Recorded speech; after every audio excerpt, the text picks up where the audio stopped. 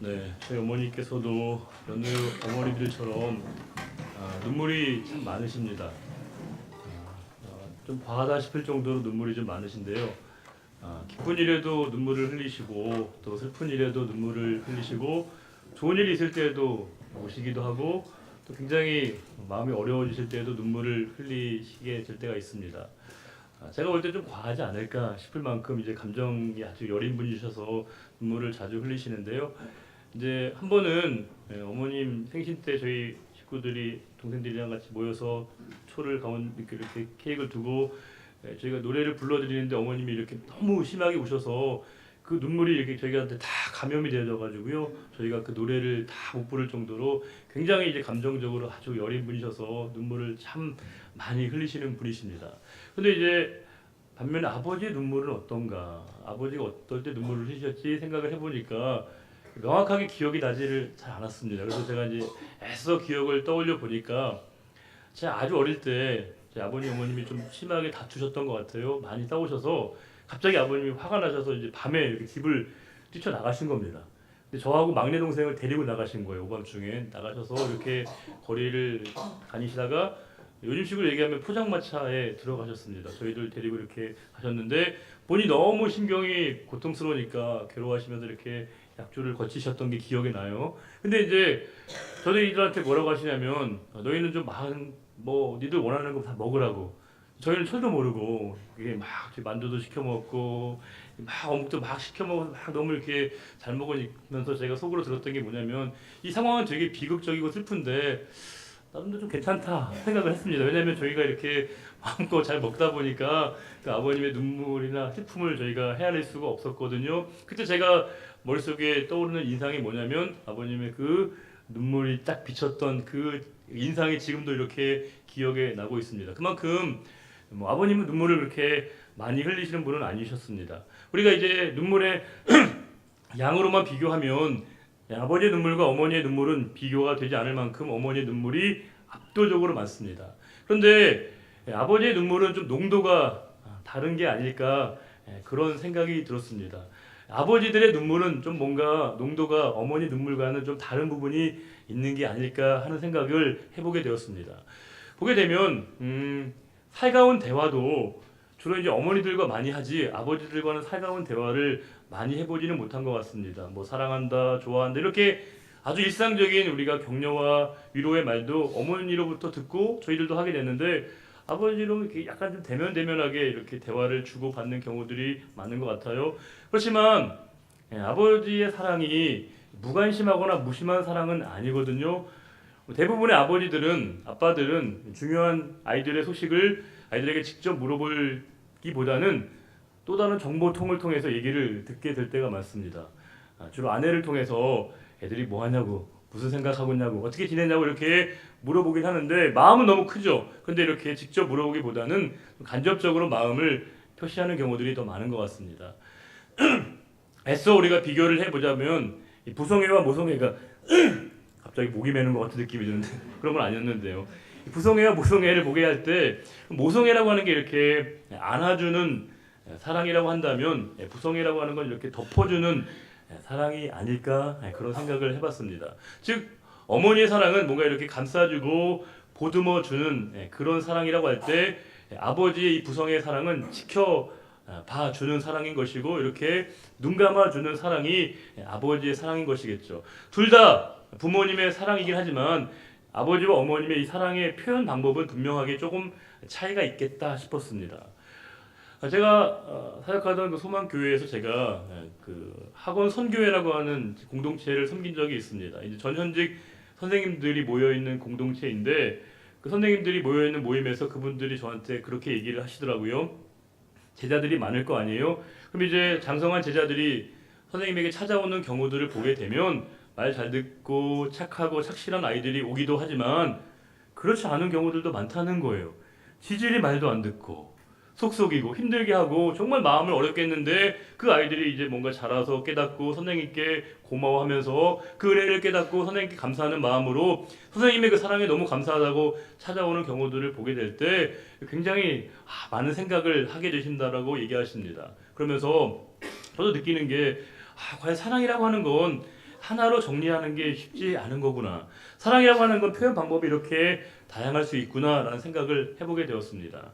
우리가 성경을 읽어가면서 하나님에 대해서 우리가 뜻밖의 한 가지 분명한 사실을 발견할 때가 있습니다. 그것은 뭐냐면 우리를 향하신 하나님의 이 사랑의 표현 방법이 동일하거나 획일적이지 않다는 겁니다. 쉽게 얘기하면 우리를 향해서 보여주신 하나님의 이 사랑의 표현 방법과 방식이라고 하는 게 대단히 다양하고 다채로워서 우리를 향해서 보여주시는 그 하나님의 사랑의 그 빛깔과 결이 무궁무진하다는 겁니다. 그래서 우리가 하나님의 사랑을 단선적으로 이해하다 보면 우리가 하나님에 대해서 오해를 하게 되는 경우들이 있습니다. 우리가 성경을 통해서 확인해 볼 때 하나님은 우리에게 무한한 사랑을 베풀어 주시고 인내하시고 길이 참아주시는 그 하나님의 사랑을 우리가 보게 되기도 하지만 때로 하나님이 너무 가혹하신 건 아닌가, 하나님 너무 심하신 게 아닌가라는 생각이 들곤 할 때가 있습니다.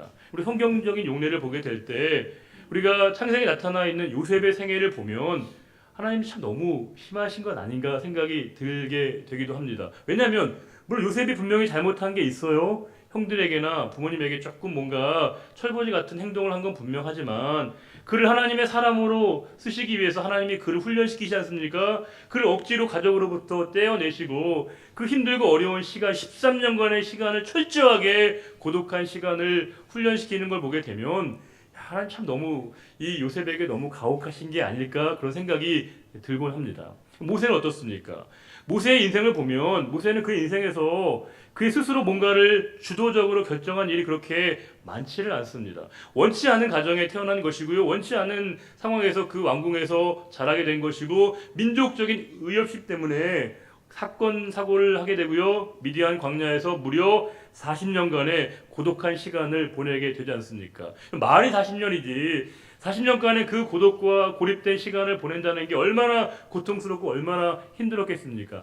하나님 말씀도 안 하셔요. 개입도 안 하십니다. 혼자 고독한 그 시간을 곱씹으면서 40년간을 보냈다는 건 모세에게 참 너무 고통스러운 시간이었을 것 같은데 그때도 분명히 우리가 하나님의 사랑의 일관성과 동일성을 믿는다고 할 때 그 모세를 향해서 보여주신 하나님의 사랑의 방식은 우리가 이전 알고 있었던 인자하고 자비로운 그 우리의 친절하신 하나님의 사랑의 방식과는 현저하게 차이를 보인다는 겁니다. 그 완성은 바로 욥에게 있습니다. 욥기를 읽으면 참 우리가 마음이 무거워지는 걸 느끼게 됩니다. 최근에 저희가 욥기를 새벽기도 때 계속 묵상하다가 최근에 이제 저희가 시편으로 넘어갔는데 새벽마다 말씀을 전하는 데 너무 무거운 겁니다. 왜냐하면 처절하게 고난을 당하고 있는 삶을 묵상하고 그를 통해서 주시는 말씀을 이렇게 곱씹는다는 건 그렇게 쉬운 일이 아니었습니다. 왜 하나님께서 욥에게 그렇게까지 힘들게 하셨을까? 물론 그를 훈련시키시고 그에게 하나님을 새롭게 만나게 하시긴 하나님의 특별한 배려와 인도하심을 우리가 믿고 신뢰하지만 너무 심한 건 아닌가? 한 사람의 여러분 처절한 그 고통의 목소리를 우리가 듣는다는 건 그렇게 쉬운 일이 아닌데 하나님이 욥에게 욥을 사랑하지 않음이 아닌데 우리가 알고 있었고 익숙하지 않은 방식으로 하나님이 욥에게 하나님의 사랑을 다른 모습으로 우리에게 보여주셨다라고 하는 겁니다. 자, 그러면 우리를 향하신 하나님의 사랑의 모습은 우리가 생각하는 방식과는 늘 동일한 것은 아닐 수 있다는 겁니다. 뭐냐면 하나님 우리에게 다정다감하게 우리에게 사랑을 베풀어 주시고 무한한 인자와 길이 참으시는 우리가 알고 있는 그 헤세드의 사랑으로 우리를 품어주시는 하나님의 사랑의 표현 방법이 있지만 또 때로는 잔혹한 건 아니지만 냉혹한 건 아니지만 하나님이 좀 가혹하다 싶을 만큼 우리를 이렇게 몰아가시는 또 다른 표현 방식의 하나님의 사랑의 이 모습이 있다는 겁니다. 이 하나님의 사랑의 표현 방식의 차이점을 우리가 인식하지 못하게 될 때 하나님이 마치 이중인격이라고 우리가 오해할 수도 있다라고 하는 겁니다. 우리가 초대교회의 가장 큰 이단이 뭐였냐면 영지주의 이단이었지 않습니까? 영지주의 이단은 우리가 오후 예배 때 많이 살펴봤지만 영지주의 이단의 가장 핵심은 바로 영과 육의 세계를 극단적으로 분리시킨다는 겁니다. 눈에 보이는 물질의 세계에는 평가절하하고 무시하고요. 보이지 않는 그 영의 세계, 보이지 않는 그 세계에 가치와 의미를 부여하게 되는데 이와 같은 이 극단적인 이분법적인 사고는 세계를 이해할 때나 특별히 하나님을 이해할 때도 이 오해가 생긴다는 겁니다. 영지주의자들은 하나님마저도 분리해서 이해하고 있다는 겁니다. 뭐냐면 세상을 창조한 구약의 하나님이 따로 있고 신약에 우리가 알고 있는 하나님이 따로 있다라고 생각하고 있는 겁니다. 그래서 구약의 하나님을 데미우르고라고 불러서 물질 세계를 창조한 그 하나님을 열등한 하나님이라고 믿게 되어지는 그 과정에 이르게 된 겁니다. 이것도 역시 하나님의 우리가 볼 때는 좀 이해할 수 없는 두 가지 모습에 대한 고민 끝에 나온 궁여지책이라고 할 수 있을 정도로 하나님에 대한 우리의 이해가 분명하지 못하게 될 때 우리는 오해의 자리에 서게 된다는 겁니다. 이처럼 우리가 알고 있었던 익숙한 하나님에 대한 이해가 아닌 모습으로 오늘도 우리에게 다가오시는 하나님의 그 사랑의 또 다른 표현 방식을 우리가 이 스바냐서에서 읽을 수 있습니다. 스바냐는 선지자, 목회자이지 않습니까? 스바냐의 이름의 뜻은 여호와께서 감추시다, 여호와께서 숨기신다 라고 하는 뜻을 지니고 있는데, 이 스바냐는 특별히 요시야 왕이라고 하는 최대 성군이었던 요시야 때 활동했던 남유다의 16대 왕이었던 요시야 시대에 활동했던 하나님의 선지자입니다. 종교 개혁을 했던 그 요시야의 종교 개혁을 마쿠에서 지원하고 굉장히 많이 도와줬던 그 선지자가 바로 이 스바냐였다는 겁니다. 스바냐는 특별히 중요한 게 출신 성분이 중요합니다. 스바냐는 왕가, 다윗 왕가 출신의 유일한 선지자였다는 겁니다. 우리가 선지자들의 출신 성분을 보게 되면 크게 네 가지로 구분이 가능합니다. 첫 번째는 뭐냐면 제사장 출신의 선지자가 있습니다. 제사장 출신의 선지자가 있고요. 또 하나는 뭐냐면 왕실과 귀족 출신의 선지자가 있고요. 세 번째가 누구냐면 평민 출신의 보통의 출신의 선지자가 있고, 마지막이 기타 혹은 출신 성분이 불분명한 이 네 가지로 구분이 가능한데, 이 스바냐는 왕실, 특별히 다윗 왕가 출신의 유일한 선지자로서 활동했던 사람이 바로 스바냐입니다. 근데 우리가 이 스바냐서는 3장으로 이루어진 짧은 말씀인데 그 내용 하나하나를 우리가 읽어가면서 마음이 좀 무거워지는 느낌을 지울 수가 없습니다. 우리 3장 8절 말씀을 읽어보겠습니다. 나 여호와가 말하노라. 그러므로 내가 일어나 벌할 날까지 너희는 나를 기다리라. 내가 뜻을 정하고 나의 분노와 모든 진노를 쏟으려고 여러 나라를 소집하며 왕국들을 모으리라. 온 땅이 나의 질투의 불에 소멸되리라. 아니나 다를까 여러분, 아무도 아멘 안 하시잖아요. 여러분, 아멘 요구한 게 아니고요. 그만큼 우리가 아멘하기가 되게 어려운 부분이 많다는 겁니다. 왜냐하면 표현 자체가 우리가 두려움을 자아내게 만드는 것이고요. 금방이라도 하나님이 뭔가를 이렇게 치실 것 같은 분위기가 역력한 말씀이라고 하는 겁니다. 근데 이게 이 8절에만 나오는 게 아니라 제가 찾아보니까 이 스바냐서에는요, 하나님의 분노, 진노, 형벌, 징벌, 환난, 패망, 고난, 화, 질투 이런 단어들이 계속해서 이렇게 이어지고 있습니다. 이게 스바냐서 전체에 흐르고 있는 맥이라고 하는 겁니다. 이게 뭐냐? 하나님의 마음이고 하나님의 뜻이 이 가운데 담겨져 있는 것이죠. 근데 우리가 이 말씀을 읽으면 되게 마음이 한켠이 좀 부담스러워지고 불편해지는 것은 우리가 지울 수 없습니다. 왜냐하면 우리가 생각하고 있는 하나님의 이해는 따뜻한 분이거든요. 언제나 우리를 품어주시고 인자한 그 사랑으로 우리를 보듬어주시는 그 하나님의 상을 기대하고 우리가 이 말씀을 보게 되면 진노와 분노와 화를 낼 것만 같은 그 하나님의 모습은 우리에게 굉장히 낯설게 여겨져서 전혀 하나님의 모습이 다정다감하게 여겨지지 않게 된다는 겁니다. 도대체 어떤 하나님이 진짜 하나님의 모습인 건가 우리에게 고민을 자아내게 만든다는 겁니다. 어머님이 저한테 그런 말씀을 자주 하셔요. 네가 화내면 진짜 무섭다.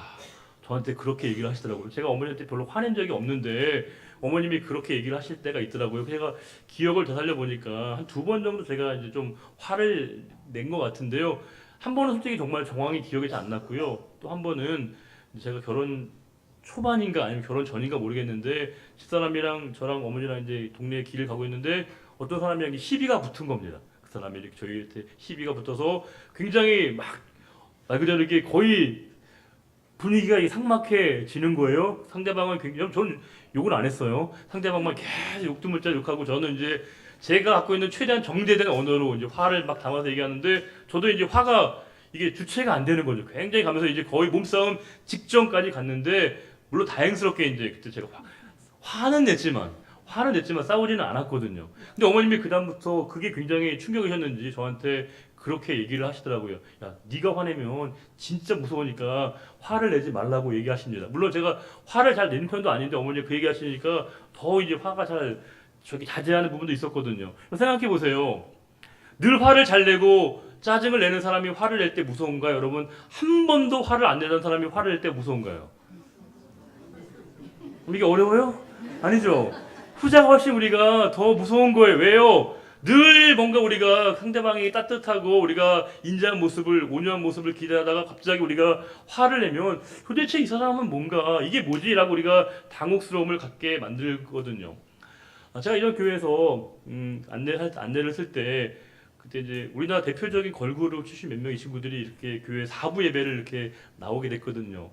근데 이름만 되면 너무 아는 친구인데 이 친구가 이제 예배당 사부 예배 이렇게 올 때마다 저희가 이렇게 안내를 쓰면요, 저희가 묘한 걸 볼 때가 있습니다. 이 친구들이 TV에서 볼 때 너무 밝게 항상 그 밝은 미소로 우리들에게 기쁨을 주는 친구들인데 희한하게 예배당에 올 때는요 얼굴이 다 어두운 거예요. 웃음기가 하나도 없는 겁니다. 창백할 정도로 오는 거예요. 한두 번이 아닙니다. 매번 예배 올 때마다. 그러니까 저희가 되게 혼란스러운 거예요. 도대체 저 친구들의 진짜 모습은 뭔가, 왜 그런 건가. 물론 이제 이해를 할 때 얼마나 감정 소비가 많으면 저렇게까지 뭔가 이렇게 할까 생각이 들었는데, 만약에 이 두 가지 극단적인 모습을 볼 때 어떤 게 이 친구의 진짜 모습인 건가 헷갈릴 수 있다는 겁니다. 우리가 하나님을 이해하게 될 때, 우리가 이해하는 그 하나님의 따뜻하고 온유하고 인자한 하나님의 상으로만 이해하게 될 때, 적어도 오늘 말씀은 우리가 참 수용하기가 어렵습니다. 표현 자체가 굉장히 살벌해서 도대체 하나님이 뭘 우리에게 말씀하시고 도대체 우리에게 왜가 이렇게 화가 나셨는가, 그런 질문을 우리에게 자아내게 되는 본문이라고 하는 겁니다. 자, 그런데 우리가 이 편견을 한번 내려놓고 다시 한번 본문의 내용을 한번 들어가 보겠습니다. 8절입니다. 나 여호와가 말하노라. 그러므로 내가 일어나 벌할 날까지 너희는 나를 기다리라. 여기서 벌하다는 날, 이 벌하다는 말이 뭐냐면요, 이게 레아드인데 레는 전치사고 아드는 탈취물, 노량물입니다. 이게 뭐냐면 노량물, 탈취물을 내가 너희들에게 다시 돌려줄 그때까지라고 하는 겁니다. 이게 그들에게 노량물을 뺏어간다는 게 아니라 그들이 빼앗겼던 것들을 돌려주는 그 시점을 이야기해 주고 있다는 겁니다. 이게 뭐냐? 이게 이스라엘 백성들을 괴롭히고 하나님의 사람들을 힘들게 했던 그들에 대한 하나님의 심판과 진노의 말씀이지, 반대로 하나님의 백성들에게 뭐예요? 그들을 위로하시고 그들을 회복케 하시고 그들을 구원케 하시겠다라고 하시는 하나님의 약속이 그 가운데 담겨져 있는 말씀이라고 하는 겁니다. 그래서 뒤에 뭐라고 돼 있어요? 너희는 나를 기다리라. 하나님을 기다리라고 말씀하고 있습니다. 그래서 우리말 번역이 없는데 그 뒤에 키라고 하는 단어. 왜냐하면 뭐냐면 내가 뜻을 정하고 나의 분노와 모든 진노를 쏟으려고. 이 분노와 진노의 대상이 누구라는 거예요? 하나님의 백성이 아니라 그들을 괴롭히고 힘들게 했던 그들을 향한 하나님의 분노와 진노의 말씀이라고 하는 겁니다. 그러면서 온 땅이 나의 질투의 불에 소멸되리라. 하나님의 종말론적인 심판이지만 그 심판을 받는 대상은 하나님의 백성이 아니라 하나님의 백성을 괴롭히고 힘들게 했던 그들을 향한 하나님의 심판이라고 하는 것이 이 말씀의 핵심이라고 하는 겁니다. 그래서 10절에, 9절에 그때 내가 여러 백성의 입술을 깨끗하게 하여, 입술을 깨끗하게 한다, 여러 백성의 입술을 정화시킨다. 이 말은 뭐냐면 그들의 언어를 정화시킨다라고 하는 것입니다. 우리에게 한 가지 사건을 떠올리게 만드는 거죠. 그게 뭐냐면 바로 바벨탑 사건입니다. 바벨탑 사건을 보게 되면 그들이 바벨탑을 지을 때 하나님이 인간들의 언어를 섞으시잖아요. 혼잡하게 하시잖아요. 그 이유가 뭐예요? 1차적으로는 바벨탑을 짓지 못하게 하는 목적이 있지만 더 중요한 건 뭐예요? 그들의 교만에 대한 좌절이거든요. 그들의 교만에 대한 하나님의 진노와 심판인데 이 진노와 심판이 이제 끝이 난 시점을 얘기하는 것이고, 그러할 때 그들이 다 여호와의 이름을 부르며 한 가지로 나를, 한 마음과 한 뜻으로 그들이 하나님을 섬기는 그 종말론적인 그 구원의 회복으로서의 예배의 그 감격의 자리를 우리들에게 소개하고 있습니다. 그러면서 10절에 이런 말씀이 있죠. 내게 구하는 백성들 곧 내가 흩은 자의 딸이 구스강 건너편에서부터 예물을 가지고 와서 내게 바칠지라. 여기서 구스라고 하는 건 이스라엘로부터 가장 남쪽에 있는 지역으로서 이 말씀을 읽었던 이스라엘 백성들의 입장에서는 땅 끝으로부터 온 백성들이 나와서 하나님 앞에 예물을 드리게 되어지는 온전한 예배의 순간의 모습을 떠올리게 하고 있습니다. 그러면서 11절에 이렇게 얘기하고 있습니다. 읽어볼까요? 그날에 내가 내게 범죄한 모든 행위로 말미암아 수치를 당하지 않을 것은 그때 내가 내 가운데에서 교만하여 자랑하는 자들을 제거하여 내가 나의 성산에서 다시는 교만하지 않게 할 것입니다. 여기 보게 되면 앞에 교만과 뒤에 교만이 히브리어가 좀 다릅니다.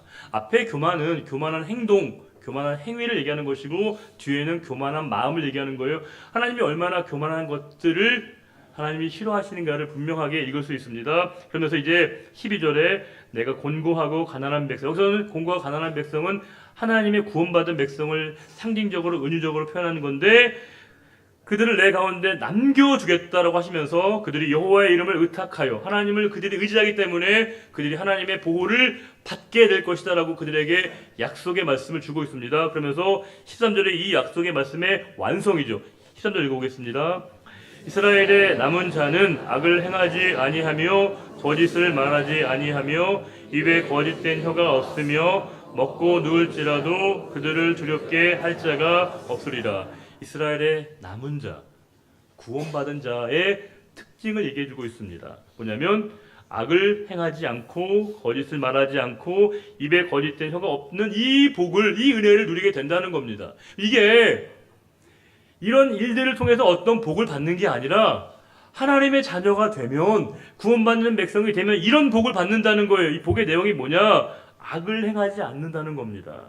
거짓을 말하지 않게 되고요. 입에 거짓된 혀가 없어지게 되는 이 복을 성도는 누리게 되는 것이고 이 복을 누리는 사람들이야말로 하나님의 구원받은 백성이라고 하나님이 약속의 말씀을 주고 있습니다. 자, 그런데 여러분과 제가 이 말씀을 읽으면서 너무 고마운 말씀인데 마음이 그렇게 좀 편해지진 않습니다. 왜냐하면 표현 자체가 굉장히 좀 살벌하거든요.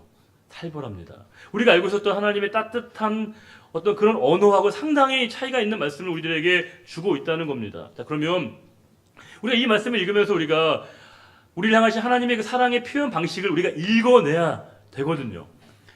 요즘 아이들이 자주 쓰는 말 가운데 츤데레라는 말이 있습니다. 츤데레는 뭐냐면요, 이런 거예요. 속은 되게 따뜻하고 되게 이렇게 부드러운데 약간 드러낼 때는 조금 더 퉁명스럽게 약간 차갑게 할 때 이렇게 그런 행동을 요즘 아이들은 츤데레라고 얘기하거든요. 제가 상황을 예로 들면 이런 겁니다.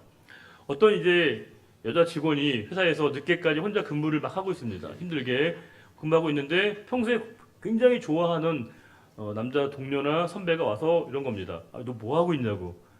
일이 밀려가지고 내가 지금 계속 일을 지금 늦게까지 야근하고 있다고 물어보는 거예요. 밥은 먹었냐고. 밥 먹을 시간이 없어서 내가 계속 일하고 있다고 얘기하니까 그 평소에 굉장히 좋아했던 남자 동료가 뭐라고 하냐면 바보같이 밥도 안 먹고 뭐 이렇게 일을 하냐고 이게 하고 딱 나가버리는 거예요. 뭐 얼마나 마음에 상처가 되고 얼마나 마음이 어렵겠습니까? 근데 이내 돌아와서 밥 안 먹고 일하면 너만 손해라고 그러면서 딱 이렇게 초밥으로 도시락을 딱 두고 갈 때 이게 여러분 츤데레이거든요. 츤데레. 제가 이렇게 얘기하면 여러분들 분명히 츤데레를 이해하시는 게 아니라 우리 목사님 드라마 많이 보셨구나 이렇게 얘기하시게 생각이 들 것 같은데 이게 그런 거죠. 겉으로 드러날 때 약간 차갑게 느껴지지만 그 속마음은 그렇지 않다는 거거든요. 예전에 우리가 한국 사회에서 나쁜 남자 신드롬이 분 적이 있습니다. 그게 뭐냐면 겉으로 드러날 때 약간 퉁명스럽게 하는 거예요. 속마음은 그렇지 않을 때. 나쁜 남자와 못된 남자는 다른 거예요. 못된 남자는 안 됩니다. 나쁜 남자는 겉으로 드러낼 때 약간 차갑게 퉁명스럽게 하는 것 같지만 속마음은 그렇지 않을 때 우리가 그렇게 얘기를 하거든요. 우리 츤데레라고 하는 이 상황에 가장 잘 맞는 영화의 한 인물이 있습니다. 아마 여러분들도 다 보셨으리라고 생각하는데요. 이보다 더 좋을 수는 없다. 제가 이제 결혼식 주례할 때 많이 예를 드는데 이보다 더 좋을 수는 없다라고 하는 영화를 보게 되면 두 명의 주인공이 나옵니다. 하나는 멜빈 유달이라고 하는 남자 주인공과 캐럴 코넬리라고 하는 여자 주인공이 나오는데요. 이 멜빈 유달은 말 그대로 굉장히 자기 중심적인 사람입니다. 남을 배려하는 마음이 거의 없어요. 길을 가다가도 남들과 부딪히지 않으려고 이렇게 몸을 트는 사람인 것이고요. 비누도 한 번 쓰면 버리는 결벽증의 환자 같은 사람입니다. 게다가 길을 걸을 때 보도블록을 걸을 때 선이 있잖아요. 그거 안 밟으려고 펄짝 뛰어가는 사람입니다. 식당에 가면요 늘 똑같은 자리에만 앉아야 되는 사람이에요. 그리고 이제 식당에 가면 식당에 주는 나이프와 포크를 쓰지 않아요. 본인이 준비해간 그 플라스틱 포크와 나이프로 음식을 먹으니까 누가 좋아하겠어. 아무도 이 사람을 반겨주지 않아요. 오직 한 사람 캐롤이라고 하는 웨이트레스만 가서 이 사람을 이제 응대해 주는데 영화가 다 그렇듯이 두 사람이 뭔가 미묘한 감정이 삭히면서 서로 간에 뭔가 서로를 이해하는 마음이 생기게 되고요. 뭔가가 이제 진전되게 되거든요. 근데 그게 이 영화의 재미인데, 그러면서 이제 두 사람이 첫 데이트를 하는 장면입니다. 그때 이제 이 캐롤이 굉장히 뭔가 이 사람이 말실수 때문에 화가 많이 났어요. 그래서 이제 얘기하는 거예요. 난 지금 당신의 칭찬이 너무 필요하다고, 나를 좀 칭찬해 달라고 그렇게 얘기를 합니다. 근데 이 친구가 멜빈이 남을 칭찬해 본 적이 없는 사람이에요. 왜냐면 항상 자기 중심적인 사람이어서 이게 남을 칭찬하는 게 익숙하지 않은 사람이거든요. 그래서 이제 고민하다가 이 사람이 이렇게 얘기합니다. 내가 원래 병이 좀 있다고. 병이 있어서 이 병 때문에 이제 정신과 의사를 상담했는데, 나 같은 경우는 약을 먹으면 대부분 호전이 되기 때문에 약을 꼭 먹어야 되는데, 그 영화 보게 되면 이렇게 얘기해요. 나는 약을 혐오한다고, 약을 증오한다고, 그래서 약을 안 먹었다고 그 얘기합니다. 그러면서 뭐라고 얘기하냐면, 내가 당신을 만난 그 날부터 내가 약을 먹기 시작했다고. 이 얘기 들으니까 이 여자친구가 이게 애매한 거, 이게 뭐야, 칭찬인가 뭔가 이렇게 갸우뚱하는 그 찰나에 그 다음에 나오는 대사가 이제 영화사적으로 되게 중요한 표현입니다. 구태 영어로 좀 옮겨드리면 You make me wanna be a better man이라고, 단박에 안 뜨는데 이런 말입니다. 예. 나는 당신이 나에게 더 좋은 사람이 되고자 하는 마음을 갖게 했다는 겁니다. 여기 중요한 건 메이크가 아니라 원업입니다.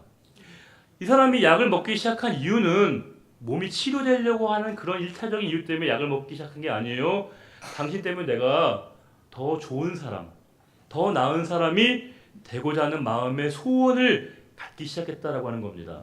우리가 하나님을 우리가 믿는 이 구원의 감격과 하나님의 사랑이 우리에게 놀라운 건 뭐냐면, 하나님의 사랑은 우리의 모자람과 부족함을 채우셔서 우리에게 어떤 변화를 일으키냐면, 하나님의 사랑 받은 사람은요, 하나님이 원하시는 그 삶을 살고 싶은 마음의 열망과 소원과 소망이 우리에게 생겨나게 된다는 겁니다. 예전에 우리가 나밖에 몰랐어요. 자기 자신만 생각했어요. 그런데 우리가 하나님의 사랑이 우리에게 차오르기 시작하는 그 순간부터 내가 하나님이 원하시는 모습, 하나님이 원하시는 그 삶을 내가 살아보고 싶어하는 그 내 마음의 삶의 변화를 경험하게 되어지는 이 변화가 뭐냐? 하나님의 사랑을 깨닫고 하나님의 사랑을 경험한 사람 안에 나타나는 존재의 변화인 것이고, 바로 그 모습이 이 대사 가운데 담겨져 있는 겁니다. 한편의 영화를 더 소개해드리면 우리나라 영화입니다. 제가 얼마 전에도 며칠 전에도 우연히 TV에서 봤는데, 제목이 바로 내 마음의 풍금이라고 하는 영화입니다. 뭐 되게 아주 소박한 영화인데요. 이 영화를 보게 되면 이 전도연 씨가 늦가기 초등학생으로 나오거든요. 홍현이라고 하는 17살짜리 학생으로 나오는데, 몸은 17살이니까 다 컸잖아요. 그런데 행동은 초등학교 이제 막 입학했으니까 애들하고 똑같이 해요. 막 애들하고 뭐 이렇게 술래잡기 하고 뭐 이렇게 막 하면서 똑같이 애들처럼 상처받고 애들하고 막 치고받고 막 하는 그런 아이예요. 그런데 이 학교에 젊은 총각 선생님이 부임을 하십니다. 그런데 이 총각 선생님이 부임하셨는데 60년대를 배경으로 한 건데, 소달구지에 내려가지고 학교를 이제 찾아가셔야 되는데 누군지 모르잖아요. 그래서 이제 우연히 길에서 홍현이를 만나게 된 거예요. 그때 선생님이 홍현이가 누군지 모르니까 이렇게 물어본 겁니다. 아가씨, 산리국민학교가 어디예요? 이렇게 물어보니까 홍현이가 얼굴이 막 빨개집니다. 그러면서 아무 대답 못하고 손가락만 가리킵니다. 저기 있다고 이렇게. 그러면서 이제 홍현이가 한 단어를 계속 곱씹게 됩니다. 뭐냐면 아가씨, 아가씨 이렇게 얘기한다는 거예요. 그러면서 이 이후에 홍현이의 삶에 미묘하지만 큰 변화가 나타나게 됩니다. 왜냐하면 홍현이가 더 이상 아이들하고 어울리면서 똑같은 상황에 상처받았던 일들의 상처를 덜 받는 거예요. 안 받는 거예요. 오히려 누군가가 막 이렇게 뭘 하면 그것도 대견하고 뭔가 이렇게 이해하려고 하는 마음을 갖는 거예요. 이유가 뭐겠어요? 나는 이제 아이가 아니거든요. 나는 뭐예요? 아가씨로 자기 자신의 존재가 명명된 그 순간부터 자신이 어떻게 해야 될지에 대한 인식을 갖게 된 것이겠죠. 이것은 하나님이 우리를 부르시는 그 창조적인 부르심 이후에 우리의 삶에 나타나는 변화와 너무나 구조적으로 유사하다는 겁니다. 하나님이 우리를 하나님의 자녀와 하나님의 백성과 하나님의 사람으로 불러주시고 인쳐주시는 그 순간부터 우리 안에 이와 같은 변화가 우리에게 나타나게 된다는 겁니다. 예전에 속상했던 일들, 서운했던 일들, 이제는 덜 서운하게 된다는 겁니다. 예전에 섭섭했던 그 상황들, 더 이상 우리가 섭섭해지지 않는 그 일들이 우리에게 나타나게 된다는 거예요. 왜요? 하나님이 우리를 하나님의 자녀로, 하나님의 사람으로, 하나님의 백성으로 우리들을 불러주셨고 우리를 그렇게 인쳐주셨기 때문에 우리가 우리의 삶의 자리 가운데 하나님의 사람답게 살고자 하는, 살고 싶은 내 마음의 존재의 변화를 경험하게 된다는 겁니다.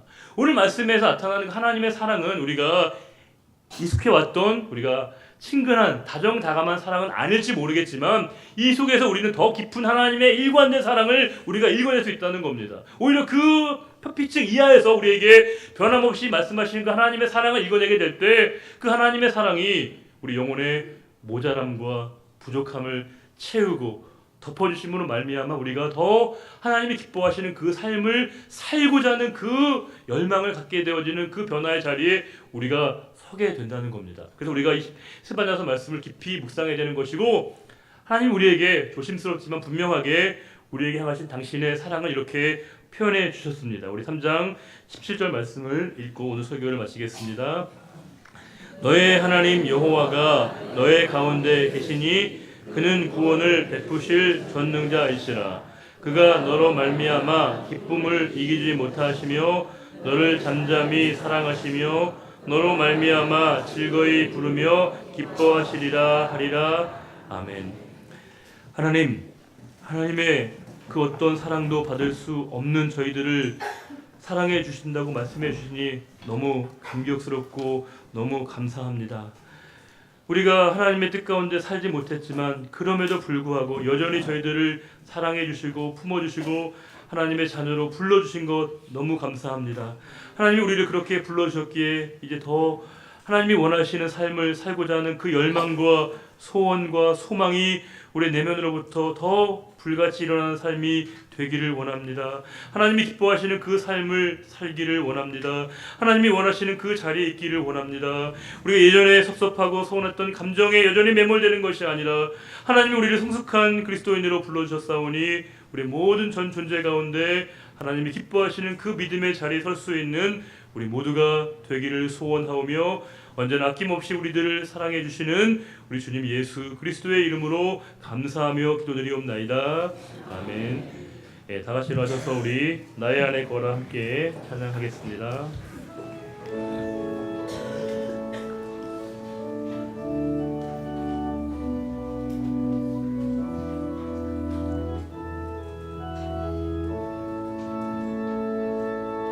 나의 안에 거하라. 나는 내 하나님이니 모든 환난 가운데 너를 지키는 자라.